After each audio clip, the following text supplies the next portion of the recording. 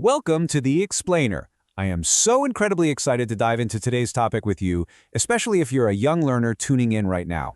We're going on a little journey together. We're going to start right in your very own living room, and then we'll expand all the way out into the great big world.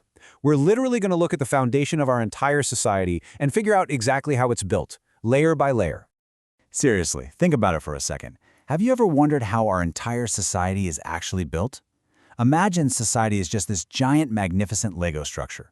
If you were to take that massive structure apart, piece by piece, what do you think the very first, most important block would be? You know, the one block that holds literally everything else up. Well, it's not the government, and it's not the schools. That very first, absolutely crucial building block is the family. The family is the foundational unit of society. It's a small group, usually just a few members, but the bonds, they are incredibly strong. In a family, it's those close interpersonal relationships that really bind everyone together. It's a place where everyone is constantly helping each other out with daily needs, always acting to make things better for one another. It's the core from which everything else grows. Section 1. Nuclear and Extended Families. Understanding our home structure. So we know the family is our core building block, right?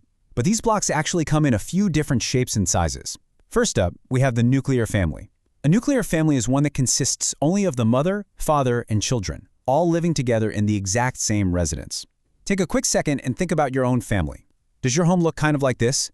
Just you, maybe your siblings and your parents living under one roof? If it does, you are part of a nuclear family. It's a pretty common setup. The kids are playing, the parents are hanging out nearby, maybe chatting. It's this close-knit, self-contained unit made up of just a few members, really enjoying their shared space together. Now let's compare that nuclear family with our second type, the extended family. While a nuclear family has fewer members, an extended family brings in the grandparents, the aunts, the uncles, and other relatives too. And because there are simply more people, there is this wonderful convenience when it comes to sharing the load. Everyone can easily pitch in on household chores, economic activities, and, just looking after the kids. Plus, having all those generations together makes passing down cultural traditions a whole lot easier. In an extended family, you might literally see 3 or 4 generations all gathered together on the same sofa. The collaborative teamwork in this kind of structure is just amazing. Children growing up in an extended family get love, protection, and affection not just from mom and dad, but from their grandparents and aunts and uncles too. It's this built-in environment where kids learn right from the start how to respect, help, and really support their elders. Now, you might be asking yourself, why are there so many nuclear families today? Well, modern socioeconomic factors actually play a massive role here. Often, parents have to take jobs in cities far away, or the space in a modern house just isn't quite big enough to comfortably fit multiple generations. So because of these practical reasons, people are often compelled to organize into nuclear families. But, and this is a big but, that definitely doesn't mean they forget their extended relatives. They still actively collaborate with and look after their grandparents and extended family whenever they can. Whether you live in a nuclear or an extended family, doing things together, like working out in the garden, helps build much broader relationships. Because acts like these don't just stay within the family, they actually ripple out and contribute to the well-being of the entire surrounding community. Section 2. The benefits of family, our personal training ground. I love this idea. Think of your family as your personal training ground for the real world. So what are the actual benefits of being in one? Well, at the most basic level, the family provides our food and nutrition. But look a little deeper. Home is where we learn cooperative living, literally how to share and work alongside other human beings. We develop our good habits and behaviors here.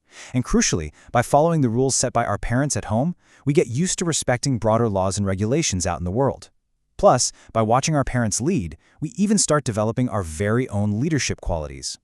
And speaking of parents, there's a quote that beautifully summarizes their role. It says, "Leading an exemplary life, providing protection and security, and taking the leadership of the family are examples of the obligations of parents."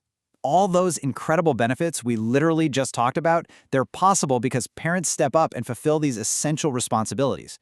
When parents make the right decisions and lead by example, it reinforces the persistence and the sheer strength of the whole family unit.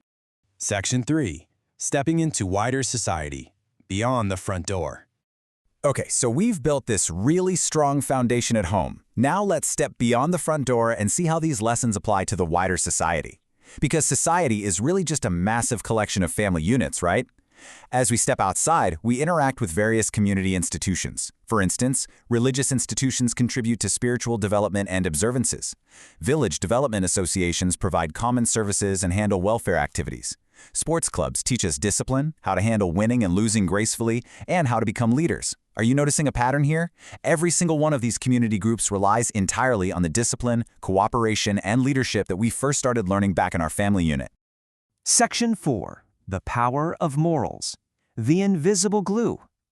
And that brings us to our final and honestly perhaps most vital concept.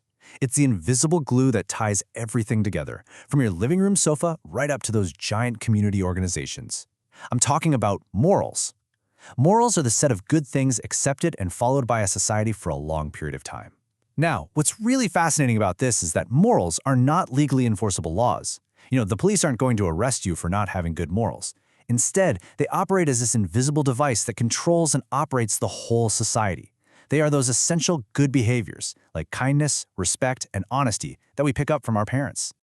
Ultimately, morals are human qualities that enrich the person, the society, and life itself. They are absolutely essential if we want to improve the living conditions of people. When we practice the good morals we learned back at home, we aren't just being good kids, we are actively contributing to the existence of a good, stable, and truly strong society. We're literally bringing meaning to our own lives and to the lives of everyone around us. And wow, that brings us to the end of our journey today. But before we go, I want to leave our young learner, and honestly all of our viewers, with a really provocative question to ponder. How can you apply the morals you learn at home to make your wider society a better place? Think about it. You are the newest building block in our giant societal Lego structure. Take the love, the rules, and the kindness you learn from your family and think about how you can use them to completely change the world outside your front door. Thanks so much for joining me for this explainer, and keep on learning.